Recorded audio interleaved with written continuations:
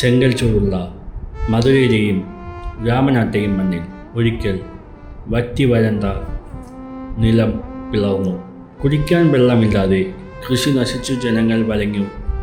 കൊടും വരൾച്ചയുടെ ആ പിടിയിലാണ് ചരിത്രം മാറ്റിയെഴുതിയ ആ ആശയം പിറന്നത്. രാമനാട് രാജാവ് മുത്തുരാമലിംഗ സേതുപതിയുടെ മുഖ്യ കാര്യക്കാരനായ മുതിരുള്ള പിള്ളയുടെ മനസ്സിൽ ഒരു വെളിച്ചം തോന്നി. അരികിലൂടെ വെറുതെ ഒഴുകിപ്പോകുന്ന പെരിയാറിലെ വെള്ളം തടഞ്ഞു നിർത്തി മധുരയിലേക്ക് തിരിച്ചു വിട്ടാലോ? അങ്ങനെയാണ് മുല്ലപ്പെരിയാർ എന്ന സ്വപ്നം ആദ്യമായി ചിറകിടുന്നത്. ആ ആശയം രൂപപ്പെട്ടിട്ട് ഇപ്പോൾ 275 വർഷങ്ങൾ പിന്നിടുന്നു. തുടക്കത്തിൽ വഴി എളുപ്പമായിരുന്നില്ല. 1867 മധുരയിലെ എഞ്ചിനീയർ മേജർ റീവ്സ് പെരിയാറിൽ 162 അടി ഉയരത്തിൽ അണക്കെട്ട് കെട്ടാൻ ശ്രമിച്ചെങ്കിലും പരാജയപ്പെട്ടു.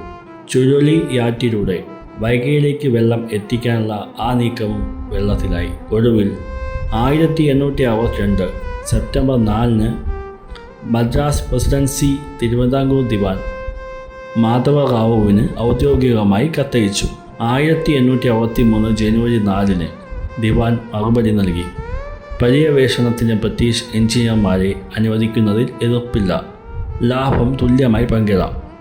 ആ അനുവാദത്തോടെ ബ്രിട്ടീഷ് എഞ്ചിനീയർ ബാൾട്ടൻ്റെ നേതൃത്വത്തിൽ പെരിയാറിൽ ഉദ്ഭവസ്ഥാനത്തെ കൊടുങ്കാടുകളിൽ പഠനങ്ങൾ നടന്നു. മുല്ലപ്പെരിയാറും പെരിയാറും സംഗമിക്കുന്നതിന് 10 കിലോമീറ്റർ താഴെയായി ഒടുവിൽ അണക്കെട്ട് പണിതുയർത്തി. എന്നാൽ പ്രകൃതി പലതവണ വിലങ്ങ് തടിയായി. നിർമ്മാണത്തിനിടെ 2 തവണ വൻ പ്രളയമെത്തി അണക്കെട്ട് പൂർണ്ണമായി ഒഴുക്കിക്കൊണ്ടുപോയി. കടുത്ത പ്രതിസന്ധിയിൽ മദ്രാസ് പ്രസിഡൻസി പദ്ധതി ഉപേക്ഷിക്കാൻ വരെ തീരുമാനിച്ചു. എന്നാൽ ജോൺ പെനിക്വിക് എന്ന ആ ഒറ്റ മനുഷ്യൻ്റെ ദൃഢനിശ്ചയത്തിന് മുന്നിൽ പ്രകൃതിയും ഭരണകൂടവും തോറ്റുപോയി. ബ്രിട്ടനിലേക്ക് മടങ്ങിയ അദ്ദേഹം തൻ്റെ സ്വന്തം സ്വത്തുക്കൾ മുഴുവൻ വിറ്റുപിറക്കി ആ പണവുമായി തിരികെ എത്തി. ആ വലിയ മനുഷ്യൻ്റെ വിയർപ്പിന് അണക്കെട്ട് വീണ്ടും ഉയർന്നു. ഒടുവിൽ 1895 ഒക്ടോബർ 10 വെൻലോക്ക് പ്രഭു ആ ചരിത്രപ്രസിദ്ധമായ മുല്ലപ്പെരിയാർ അണക്കെട്ട് കമ്മീഷൻ ചെയ്തു. തൻ്റെ സ്വപ്ന പദ്ധതി യാഥാർത്ഥ്യമാക്കിയ ജോൺ പെനിക്വിക് അന്ന് കൽപ്പിച്ചത് ഈ അണക്കെട്ടിന് 50 വർഷം മാത്രമായിരുന്നു ആയുസ്.